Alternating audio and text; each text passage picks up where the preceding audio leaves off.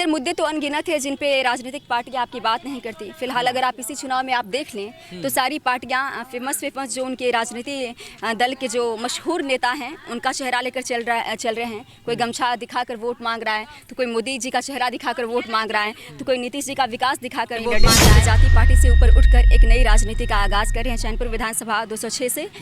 जी हाँ, निर्दलीय प्रत्याशी हैं कि जमीनी मुद्दे जो हैं धरातल से वो गायब हैं। इस इलेक्शन में मैं गांव-गांव जा रही हूं। मैंने सोचा था कि इस इलेक्शन में डिबेट होगा कि कौन प्रतिनिधि योग्य है कौन नहीं, लेकिन डिबेट तो हुआ ही नहीं। ना उनके चरित्र पर बात की गई कि वो पान खाते हैं कि नहीं, दारू पीते हैं कि नहीं, उन पे क्या एफआईआर है क्या नहीं है।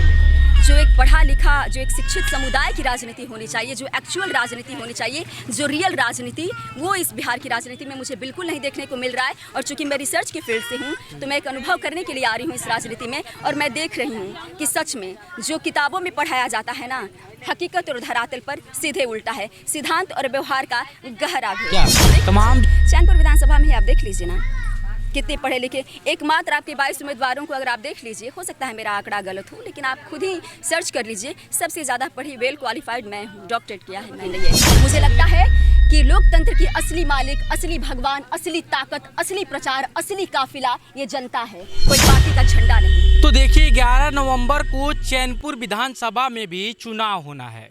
इस बीच हम आपको लगातार चैनपुर विधानसभा की जो जनता है उनका राय जान रहे हैं और उनसे बात कर रहे हैं कि आखिरकार चैनपुर की विधानसभा की जनता किसके साथ है, किसको वोट करना चाहती है। इसी मुद्दे पे हम निकले थे आज फिर से बात करने के लिए लोगों से। इस बीच हमको एक ऐसा चेहरा दिखा जिसे लगा हमको कि उनसे भी बात करना चाहिए, और आपको भी उनसे मिलवाएंगे हम और दिखाएंगे कि आखिरकार वो शख्सियत कौन है। क्या नाम होगा? मेरा नाम प्रियंका है। कहाँ की रहने वाली है? भगवानपुर खीरी जी। किस पार्टी से चुनाव लड़ रही हैं? किसी पार्टी से चुनाव नहीं लड़ रहे हैं, बल्कि जाति पार्टी से ऊपर उठकर एक नई राजनीति का आगाज कर रहे हैं चैनपुर विधानसभा 206 से। जी हाँ, निर्दलीय प्रत्याशी के रूप में। क्या कुछ मुद्दा लेके निकली है इस क्षेत्र में? सर मुद्दे तो अनगिनत है जिन पे राजनीतिक पार्टियां आपकी बात नहीं करती। फिलहाल अगर आप इसी चुनाव में आप देख लें तो सारी पार्टियां फेमस जो उनके राजनीति दल के जो मशहूर नेता हैं उनका चेहरा लेकर चल रहे हैं। कोई गमछा दिखाकर वोट मांग रहा है, तो कोई मोदी जी का चेहरा दिखाकर वोट मांग रहा है, तो कोई नीतीश जी का विकास दिखाकर वोट मांग रहा है। कंफर्टेबल हूँ, मैं भी मीडिया से नाता रखती हूँ, तो मैं जानती हूँ कि थोड़ा इतना अनकम्फर्टेबल फील होता है। जी हाँ, तो आप देख रहे हैं कि जमीनी मुद्दे जो हैं धरातल से वो गायब हैं। इस इलेक्शन में मैं गांव-गांव जा रही हूँ। मैंने सोचा था कि इस इलेक्शन में डिबेट होगा कि कौन प्रतिनिधि योग्य है कौन नहीं, लेकिन डिबेट तो हुआ ही नहीं। ना उनके चरित्र पर बात की गई कि वो पान खाते हैं कि नहीं, दारू पीते हैं कि नहीं, उन पे क्या एफआईआर है क्या नहीं है। एक साफ सुथरी जो उम्मीदवार की छवि होनी चाहिए, क्या उस पर डिबेट हुआ? नहीं। किस पार्टी से, राजद की पार्टी से कौन आ रहा है, नीतीश जी की पार्टी से कौन आ रहा है, और किसके पीछे बम्पर वोट है, किसका जाति समीकरण है। तो मतलब जो बिहार की राजनीति है ना, मैं सच कहूँ खाटी जाहिर वाली राजनीति है।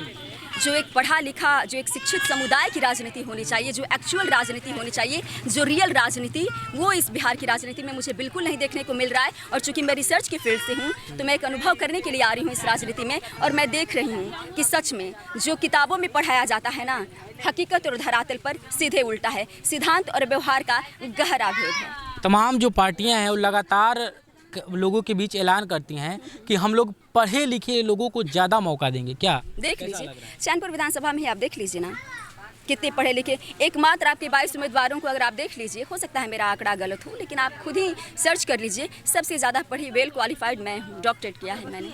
बाकी पार्टियां तो कहती है कि पढ़े लोगों को ही मौका मिलेगा, लेकिन क्या लग रहा है आपको इस क्षेत्र में कैसा अनुभव हो रहा है? क्या वैसे लोगों को मौका मिल रहा है? देखिए, राजनीति पार्टियों से मेरा कोई सरोकार नहीं है, ठीक है ना। राजनीति पार्टी अगर मुझे खुद भी ऑफर करती टिकट तो मैं उनका ठुकरा देती, क्योंकि देखिए राजनीति पार्टियों से चुनाव लड़ना बात नहीं है। बात है कि आप में सिद्धांत कितना, आपकी विचारधारा क्या है। मैं मानती हूँ कि भारतीय राजनीति में जो आज की राजनीतिक दल हैं उनमें विचारधारा की राजनीति नहीं है।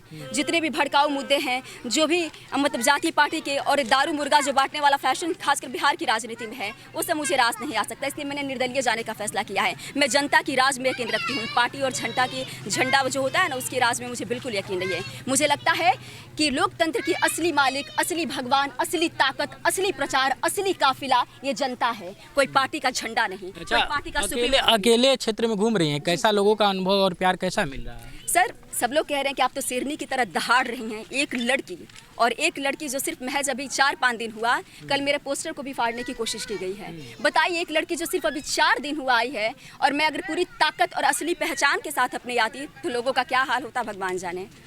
मैं अपनी पहचान भी छुपा कर आ रही हूँ। सबसे बड़ी बात, मैं सिर्फ एक कॉमन लड़की के रूप में आ रही हूँ, क्योंकि मुझे जनता की ताकत में बहुत विश्वास है। जी, जनता क्या लग रहा है आपको, इस बार चैनपुर विधानसभा में किससे टक्कर होने वाला है आपका? टक्कर? मेरा तो किसी से मुकाबला ही नहीं है। कोई मेरा मुकाबला नहीं कर सकता, ना मैं किसी का मुकाबला ही नहीं है किसी के साथ, और मैं मुकाबला करने के लिए ही नहीं रही हूँ। मेरी राजनीति कुर्सी की लड़ाई नहीं है। मेरी जो राजनीति है वो जीत और हार से ऊपर उठकर है। मुद्दों की लड़ाई है, जनता की लड़ाई है, और मैं पुनर्स्थापित राजनीति में जो करने चली हूँ, राजनीति के सिद्धांतों और आदर्शों और विचारधाराओं की, मेरी वो लड़ाई है। मेरी इनकी राजनीति से मेरी राजनीति सीधे अलग है। लगातार क्षेत्र में घूम रही हैं, सबसे बड़ा मुद्दा क्या आप तक देखने को मिला, कि कमी सबसे क्या बड़ा मिला? सर, अगर लिस्ट निकालूं तो लिस्ट लंबी पड़ जाएगी। सबसे बड़ा कमी, सबसे बड़ा कोई है ही नहीं। मुद्दे हमेशा मुद्दे होते हैं, आप अंतर नहीं कर सकते। किस मुद्दे को मैं बड़ा मानूं?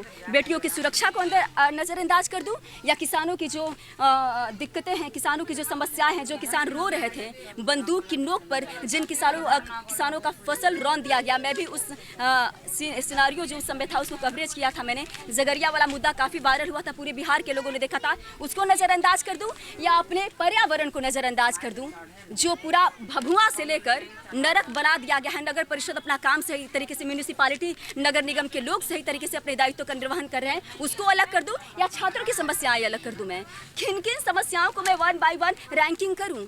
मुद्दे कभी रैंकिंग नहीं दिए जा सकते, ठीक है ना? मुद्दे मुद्दे होते हैं, और सबके मुद्दे बराबर हैं। महिलाओं के, छात्रों के, मजदूरों के, किसानों के, पर्यावरण का। जय सिटी क्यों लेके घूम रही हैं? सिटी, क्योंकि ये सिटी मेरा छाप है, और मैं बहुत खुशनसीब हूँ कि चुनाव आयोग ने, पहले लोग बोलते थे ना मेरे कमेंट बॉक्स में आकर, चूँकि मैं सोशल मीडिया से भी जुड़ी हूँ, कि लड़की बहुत हल्ला करती है, तो हल्ला ही मचाने के लिए चुनाव आयोग ने मुझे ये दे दिया है, और मैं गांव-गांव जाकर यही बजाकर लोगों को जगाने की कोशिश कर रही हूँ। And thanks to election commission कि बहुत ही अच्छा मुझे चिन्ह मिला है, सिटी छाप।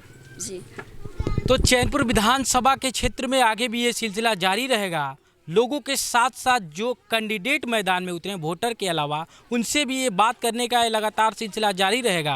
आप देखते रहिएगा एक्सप्रेस लाइव 24।